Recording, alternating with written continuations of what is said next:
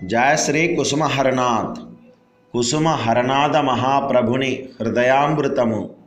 పాగల్ హరనాథ్ లేఖావళి 4లో 1వ భాగము 18వ లేఖ.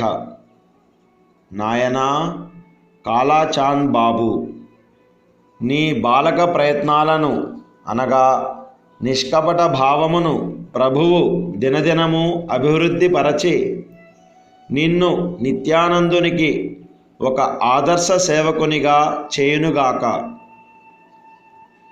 ఆ దయామయుని సన్నిధిని నా ప్రార్థన ఇదే. నీవే మా అందరికీ నాయకుడవై మమ్మల్ని అందరినీ నిర్మలమైన సరి అయిన మార్గమున నడిపించు. నిన్ను చూడాలని బాగా కోరికగా ఉంది. మీ అందరి ముఖాలను ఎప్పటికి చూడగలుగుతానో తెలియటం లేదు. ఎక్కువగా శ్రద్ధ బూని చదువను వ్రాయను నేర్చుకో. మంచి విద్యావంతుడువు కా. జీవితంలో ఉన్నత పదవిని అధిష్ఠించు. అటుపైన అనేక మందిని నీ మార్గంలోనికి రప్పించుకోగలుగుతావు. ఈ రోజులలో తక్కువ పదవిలో ఉన్నవారి నోటి నుండి వచ్చే వేదవాణిని కూడా అసత్యముల క్రిందనే జమకడుతున్నారు. గొప్ప పదవిలోనున్నవారి పరమ అసహ్యకరములు అసత్యములునైన పలుకులను జనులు అత్యంత యుక్తియుక్తములుగా పరిగణించి వాటిని అనుసరిస్తున్నారు.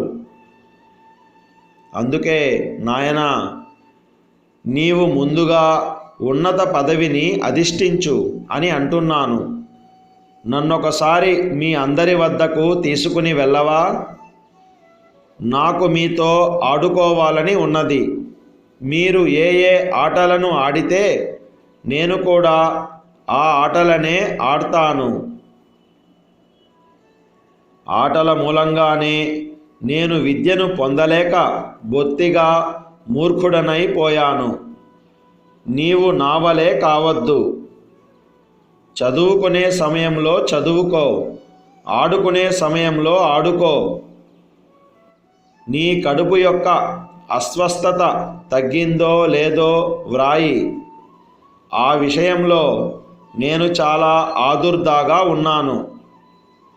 కృష్ణుని కృప వలన నేను బాగానే ఉన్నాను. ఏమీ దిగులు పడవద్దు. నా ఉత్తరాలను జాగ్రత్తగా భద్రపరుస్తున్నావని తెలిసి ఆనందించాను. అప్పుడప్పుడు నీ క్షేమ సమాచారాలను వ్రాస్తూ ఉండు. నీవు నీ తోటి వారందరూ నా ప్రేమానురాగములను అందుకోండి. హర కుసుమహర కుసుమహర కుసుమహర.